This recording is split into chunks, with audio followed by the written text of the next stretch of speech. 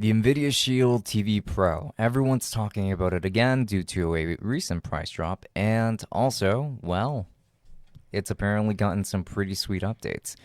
And speaking of which, we were very excited to see the remake, the Final Fantasy VII remake, come to PC, but it's performing horribly on there. And lastly, speaking of Final Fantasy, you can't even buy it. So, welcome to tonight's episode of the Tech Summit Podcast. I am Francisco. I'm Chris. And if you're watching this on YouTube, then please make sure to subscribe to the channel. But if you're listening on other platforms, we do also have links down below to places like Anchor, Apple Podcasts, and pretty much wherever you get your podcasts. Yes. Okay, thank you for agreeing. We would like to thank our patrons. Yes, we would like to thank our patrons as well, especially the tier 3s, Omar, Joe Moss.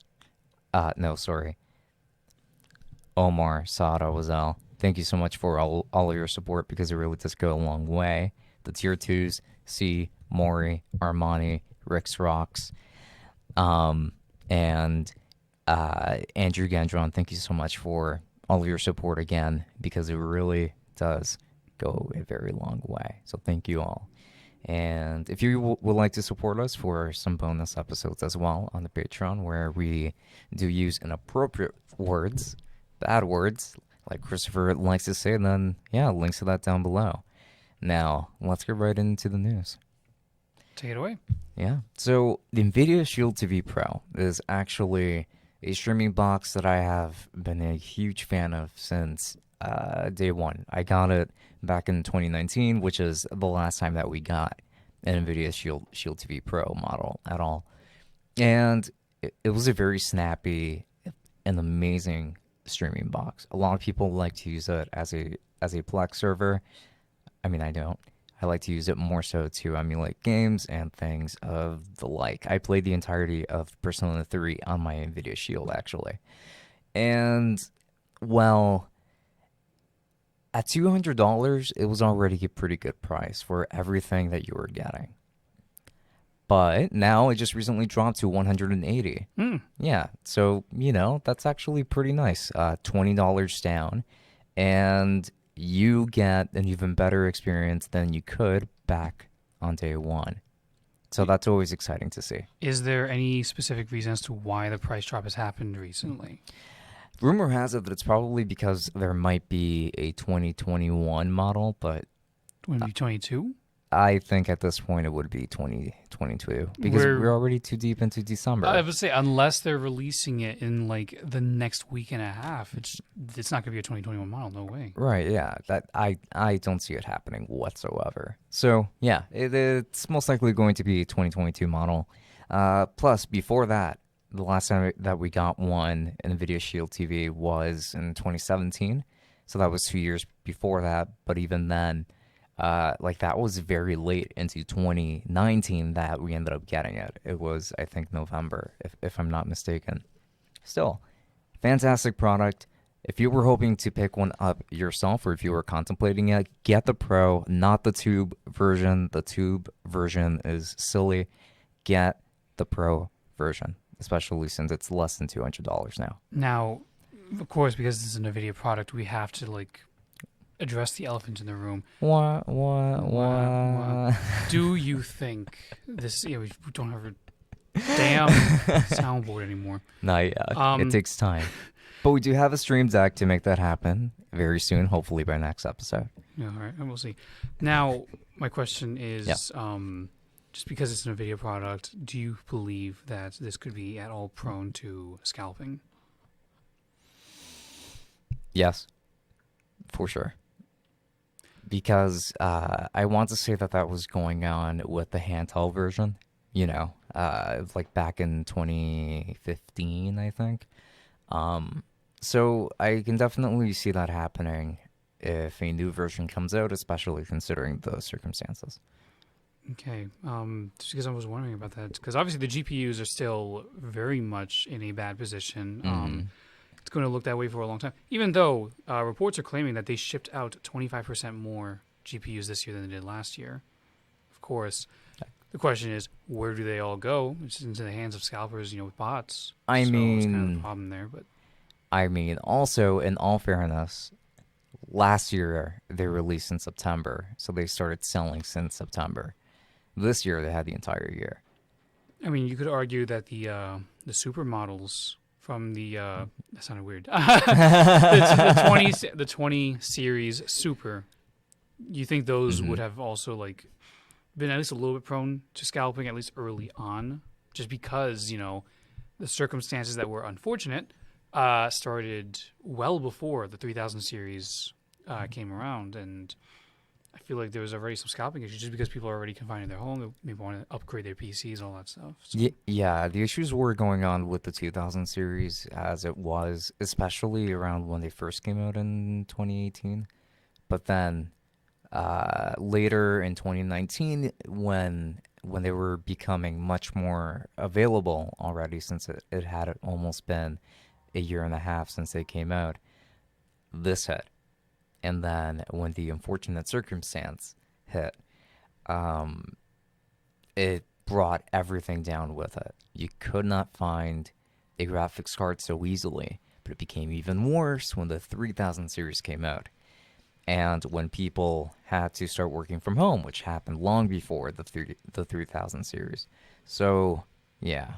And if people are home more, they probably are going to want to stream more stuff.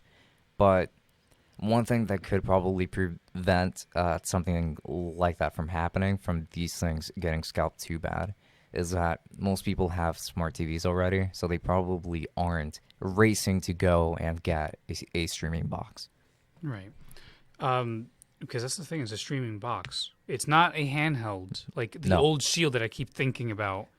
no. Like, this is what it looks like. It's just the box. Right. It's a very thin little box like this that has a remote, Okay. and you just like put it on your desk or on your table and your TV stand slash chimney, which I should turn on, by the way. There we go. So the heater part isn't on; it's just for the aesthetic. So that's another thing. I just realized we have not acknowledged that we are in fact in a new studio. That is starting true. This week Well, since last week. we weren't able to record in the studio last week. Yeah, but So- we were here last week. This is the first. We were present. This is the first video recorded episode in the brand new studio. So That is true. exactly. Yeah, tell us about that a little bit. Yeah, so now we have black and white tiles, as you can see. We are finally fitting in with the color scheme of the channel, since before we had a very aggressive black and red. It was very edgy, it was very capital G gamer. Black and green, I feel, would be more gamer, honestly. Black and green also, yeah. I find red to be just like a very aggressive color when it comes to that. It's absolutely an aggressive color. Hmm. So, we're also using the 55-inch TV now as our background, sort of, since we don't have a main camera yet, but that's also coming. Join the Patreon to make that possible. But we also have a round table now, requested by Christopher himself. It is here. We just don't have the right chairs for it. So again, subscribe to the We're Patreon. very for that. short. Uh, We got some pretty good high angles going on over here. yeah, I'm actually on my knees on the chair at the moment to be able Are to. you actually still? Yeah, Ah. one knee got tired, so I put one foot down. But I should probably get back up. And we're using a different interface that doesn't have any sound effects on it whatsoever. But that's okay, because we are in a prettier studio now. And this is all possible because of you guys, of course, so thank you. Yes, very much. So back to the Nvidia Shield. So again, this is a streaming box. Do you feel like people who currently cannot upgrade their PCs or buy pre-built just because of the scalping issues that are going on, do you think that the Nvidia Shield will be a possible alternative for a lot of them? You know, get a Shield, get GeForce Now, and play a lot of those games that they otherwise wouldn't be able to run. Absolutely. But do you it's think, yeah. absolutely, as in it's going to be able to do that, but do you feel like in practice people are actually going to buy in? GeForce Now is a very reliable service. Like, the performance that I have gotten with it, from my bedroom in the basement with the router being all the way over on the first floor. Uh, I have gotten near flawless performance. Frame dips are rare. Resolution dips are rare as well. And they do have a lot of games available, but just not that many that I personally am interested in. Like, they don't really have that many RPGs on there. Square Enix already said, no, we're not putting anything there. Do they have at least 2021's RPG of the Year, Tales of Arise? They most likely do. You can experience the 2021 RPG of the Year. Yeah, through GeForce Now. Get it today. Only $10 a month. Can you experience SMT5 on GeForce Now? No, you cannot. No, you cannot. It's an exclusive. And that is why Tales of Arise won. Yeah. Now, actually, I kind of wanted to touch base on something that we talked about last week. Oh. So a lot more people are starting to talk about Persona 3 actually being a thing on PC and Switch. And and I'm just like, I want to be wrong, but I also want to be right. Now, we should actually note here that this callback to last week's conversation, that was actually something that was on the bonus episode, I believe, when we were talking about leakers. And I think that we also discussed this as like throughout the end when we started talking about Persona 4 coming to the Switch, like how would it be, and how it's only Ultimax that we're getting. That's right. It's because we talked about how Ultimax was coming to these platforms. Yep. Yay. People are genuinely excited. If you look at the Blaze Blue Cross Tag battle reviews on Steam, I noticed it because it was on sale. It's like $5 right now, or it was $5 at the time of us recording. All of the reviews basically said something along the lines of, "I'm just playing this until Ultimax comes to PC." Edit. Let's go.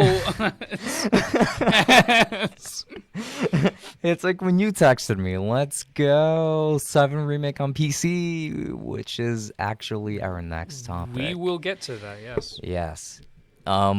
So when it comes to GeForce Now, I think people will have a very great time. If they can't build a PC and if the games that they want to play are on GeForce Now, great. Stadia, if you don't mind buying the game. Well, you have to for GeForce Now anyway. Unless they are exclusive to the subscription. It's a little bit complicated. But yeah, essentially it's a great service. Stadia has also improved a lot since day one. But now I actually want to talk about how Final Fantasy VII Remake is performing very poorly on PC. All right. We are going to discuss that. So, Final Fantasy VII Remake came out at the time of recording yesterday, I believe.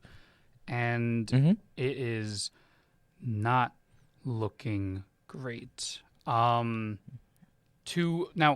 I personally have not been able to see any footage. I'm kind of waiting on Digital Foundry to make a video about it because, they're always like the most in-depth when it comes to a lot of these things. However, Alex from Digital Foundry has said on the forum and on Resetera or whatever, and I quote, "This is literally the worst AAA release I have seen on PC in a good long time. I humbly submit that no one should buy it." I think it's Reset Era, by the way. Reset Era? Yeah, I think I don't know so. why I thought it was one word. Is it written as one word? Is that why? I'm reading the URL is why it is. Oh. So. Fair. Yeah. Yeah. But this is literally the worst AAA release I have seen on PC in a good long time. I humbly submit that no one should buy it. Digital Foundry then also tweeted out that Alex has sent his clips over for us to check out, and the PC port of Final Fantasy VII Remake is terrible. He captured this using an RTX 3090 plus 10900K at just 1080p, and it is a mess. 3090 And the at 1080p 1080p resolution, and it is a mess. Now, granted, at 1080p, it is more CPU intensive than it would be GPU intensive. So I would have liked to see how it would have done in higher resolutions too, but this is still horrible. Is extremely bad. Yeah. Someone else compared the graphics options of Final Fantasy VII Remake with Kingdom Hearts 3, and way less options. Keep in mind, these are both Unreal Engine 4 games. Right. The options for 7 Remake boil down to display mode, resolution, texture resolution, shadow resolution, frame rate, characters displayed, dynamic range, brightness, and a couple of HDR brightness settings. That's it, and that's it. I see. You So just some more options than on PlayStation 5. There is no advanced settings where you can control things like shadow quality. There's nothing you can do when it comes to anti-aliasing. I don't see any anti-aliasing whatsoever. There's no anti-aliasing settings. It has support That's so weird. It has support for 4K, but not ultra wide. It's extremely, extremely lackluster for a game that is basically just sort of supposed to be evolving on, again, Kingdom Hearts 3, which they released on PC earlier in the year, and a game that is also, again, approaching 2 years old. Yeah. I'm not including the integrated content. The base game itself is approaching 2 years old now. Yeah, right. I think that's fair. So, I kind of want to say, because it is an Epic Games exclusive. But hopefully by the time that they release it on Steam, it will be a much better game on both platforms. It should be noted as well, by the way, that this is the first game from Square Enix to be charging $70 on PC. That is true. And This they sustained was- that they're going to continue that And pricing they're going to too. continue going forward. This was their justification. This is the game that's supposed to put the foot forward of saying this is why games are going to be $70 come from here on out. Yeah. And this is the quality they give you. And they don't need to perform well. It's no graphical options on an Unreal Engine 4 game. I think they measure performance in terms of sales, not really in terms of how it, like, frames per second. You need to consider. It's like No, yeah, like, this is horrible. if you want to make it even worse, if you want to make it even worse than the whole Kingdom Hearts 3 comparison, we can compare to 15 on PC, and you're very familiar with 15 settings on PC. In So fact- please, by all means, you have the experience. Tell us about it. I am playing it on the 3090 with a Ryzen 9 3950X. And the game runs beautifully at 1440p. It's fantastic. I can't make use of the RTX features such as DLSS, so deep learning, super sampling, because it's only available at 4K. It never got added for lower resolutions. But people still say that it's kind of hit or miss with it. But Final Fantasy 15 looks absolutely beautiful. And how are the graphical settings? Like, how much flexibility are they giving you? We already know that they have DLSS, which this game does not have, Yeah. despite being a newer game. It definitely has anti-aliasing for one. Geez, it 7 does Remake have a also, lot more. 7 Remake also does not seem to have VSync. Just pointing that out there.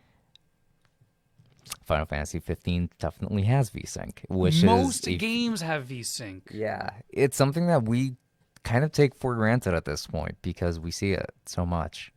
Even like how much grass you want to see is an option. Like Final Fantasy 15, actually, when it comes to graphical settings, it has a lot of options. Like you open that up and it's just like a whole list of categories that you can click on and then make adjustments from there. Some of them to the sound, some of them to the graphics directly.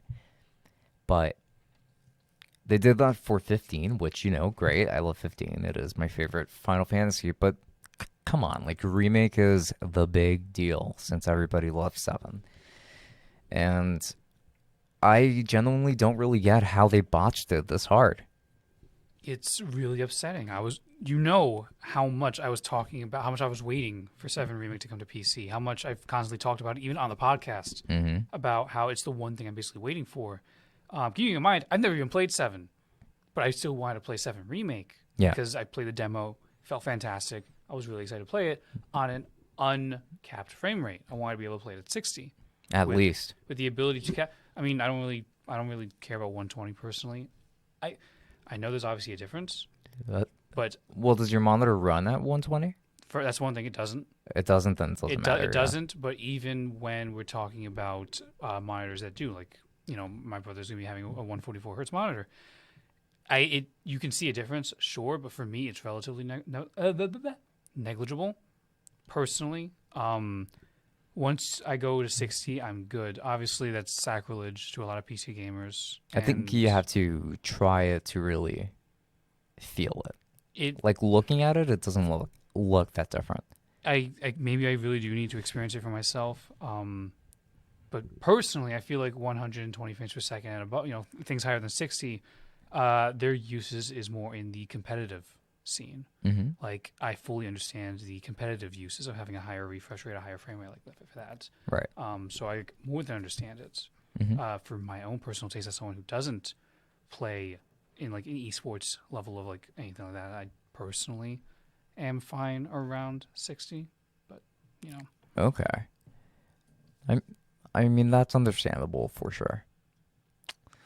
It is kind of funny that 7 Remake has a setting for 120 frames per second in that frame rate settings, and there is no chance they can even get 60 properly. No. Yeah, they were probably using 4 quadros to test it, and they went, oh well, it runs well at 720p. Look, it's fantastic.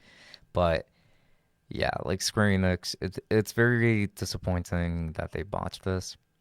But I kind of want to give them a little bit of leeway, because there's just so much going on with Final Fantasy XIV Online, the online service.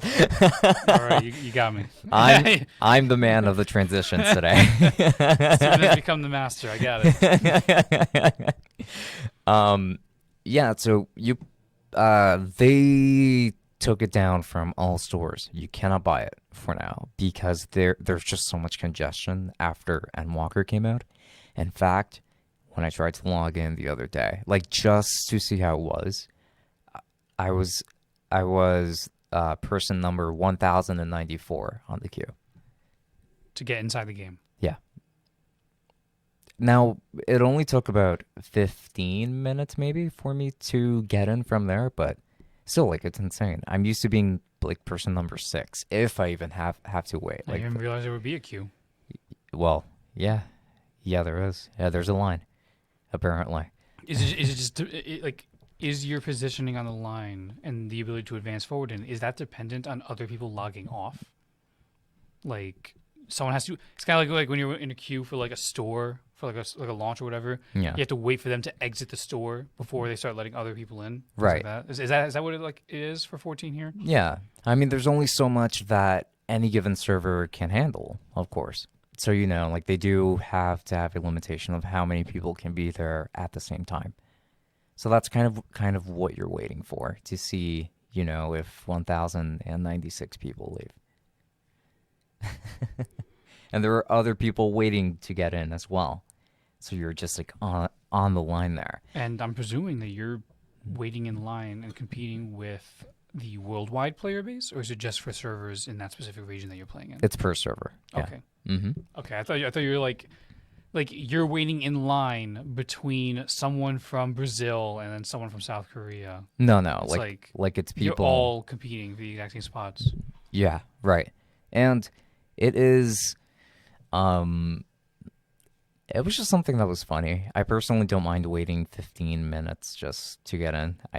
I mean, even with the queue, even if it is a paid service, like whatever. However, Square Enix did say that they wanted to compensate players by giving them free time and not charging them at the very least for 1 month, because a lot of them might not be able to play for most of the time. Apparently, like, the congestion is just that bad.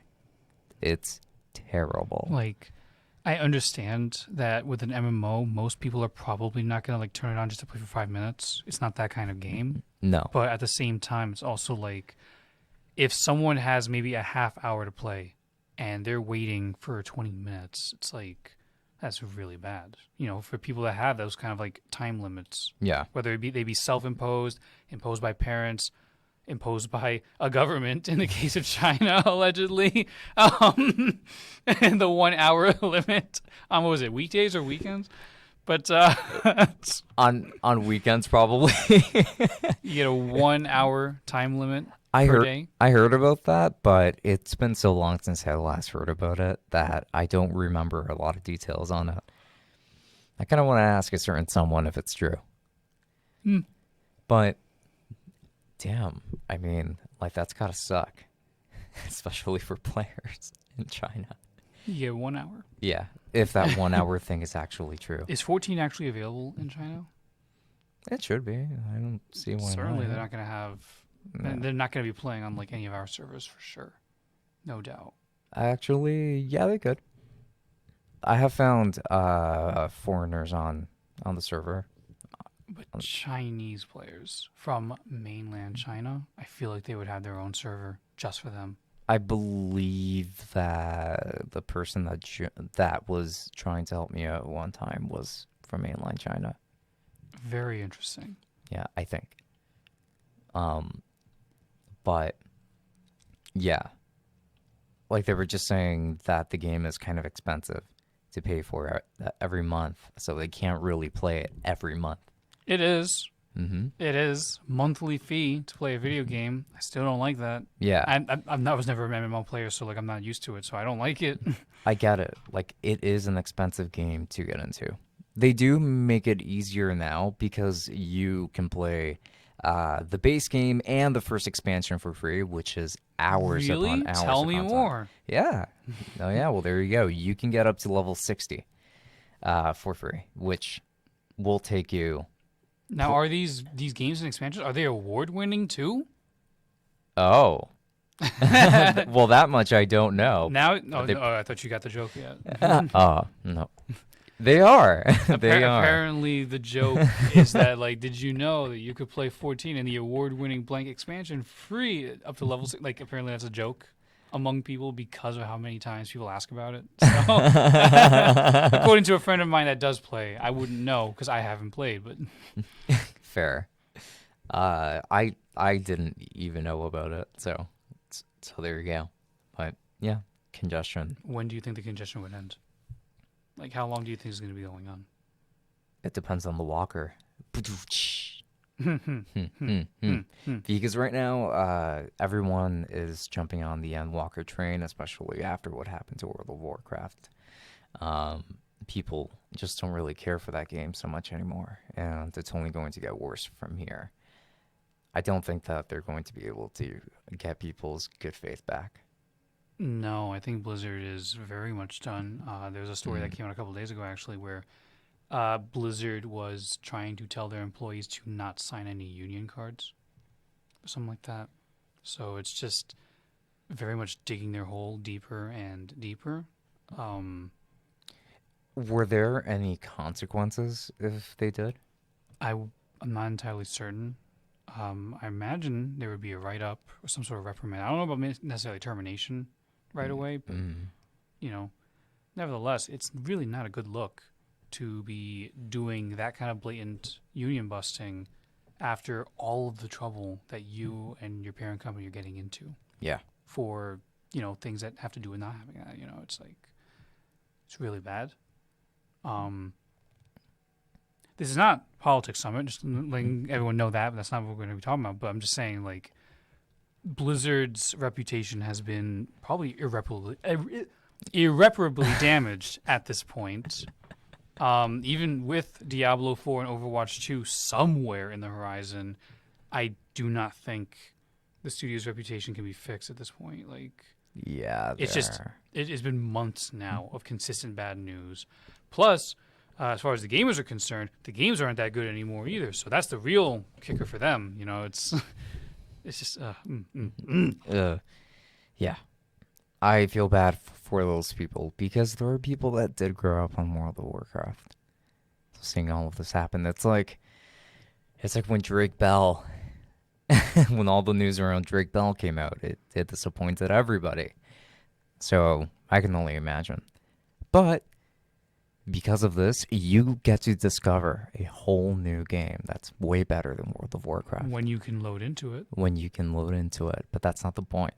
The point is that you can get in for a measly $14.99 per month, plus the purchase of the game itself. $14.99 per month. You guys can experience a great loading screen with a slowly descending ticker. If you've gotten yourself really nice armor by this point, then yes, it's a really nice loading screen because you just get to look at your character standing there while it loads.